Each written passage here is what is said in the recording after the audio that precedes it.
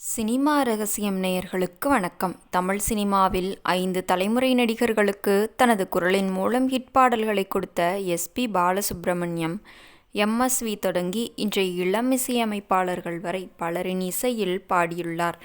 இவர் பிரபல பின்னணி பாடகி வாணி ஜெயராமுடன் இணைந்து பாடிய ஒரு பாடலை கேட்ட எம்.எஸ்.வி.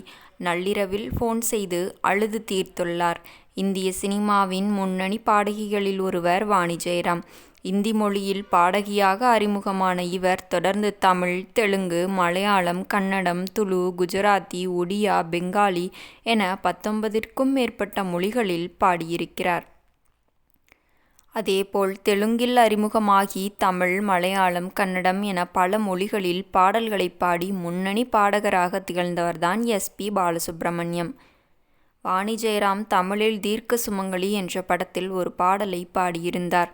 1974ஆம் ஆண்டு வெளியான தீர்க்க சுமங்கலி திரைப்படம்தான் வாணி ஜெயராம் தமிழில் பாடகியாக அறிமுகமான முதல் படம். இந்த படத்தில் மல்லிகை என் மன்னன் மயங்கும் என்ற பாடல் இன்று வரையும் ரசிகர்களின் வரவேற்பை பெற்ற பாடலாக இருக்கிறது. மாடர்ன் கர்நாடக இசை, கஜல், பாப், நாட்டுப்புற இசை உள்ளிட்ட பலவிதமான இசைப்பாடல்களையும் பாடி அசத்தியவர்தான் பாடகி வாணி ஜெயராம். இவர் பாடகர் எஸ்.பி. பாலசுப்ரமணியத்துடன் இணைந்து ஒரு பாடலை பாடியிருந்தார்.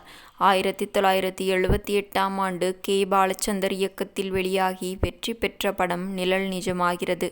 கமல்ஹாசன், சுமித்ரா, ஷோபா, சரத்பாபு உள்ளிட்ட பலர் நடித்திருந்த இந்த படத்திற்கு எம்.எஸ்.வி. இசையமைத்திருந்தார். பாடல்களை கவியரசர் கண்ணதாசன் எழுதியிருந்தார்.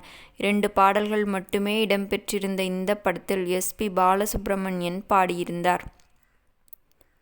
ஒரு பாடலை பாடகி வாணி ஜெயராமுடன் இணைந்து எஸ்.பி.பி. பாடியிருந்தார்.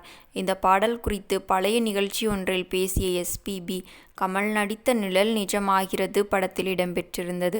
இலக்கணம் மாறுதோ பாடல் ரெக்கார்டிங் செய்துவிட்டோம். அன்று இரவு ஒரு 10:30 மணிக்கு இசையமைப்பாளர் எம்.எஸ். விஸ்வநாதன் மனைவி என்னை போனில் அழைத்தார். என்னமோ ஒரு மாதிரி இருக்கிறார், நீங்க அவரிடம் எம்.எஸ்.வி. பேசு என்று சொன்னார்.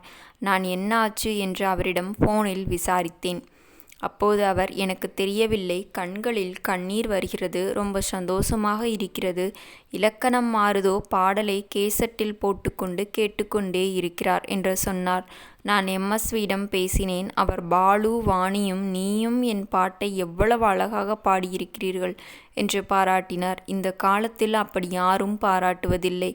எம்.எஸ்.வி. ஒரு ரியல் மேன் என்று எஸ்.பி.பி. கூறியுள்ளார். நேயர்களே, இந்த வீடியோ பிடித்திருந்தால் வீடியோவிற்கு ஒரு லைக் செய்துவிட்டு நமது சினிமா ரகசியம் சேனலையும் சப்ஸ்கிரைப் செய்து கொள்ளுங்கள். மீண்டும் நாளை சந்திப்போம். நன்றி, வணக்கம்.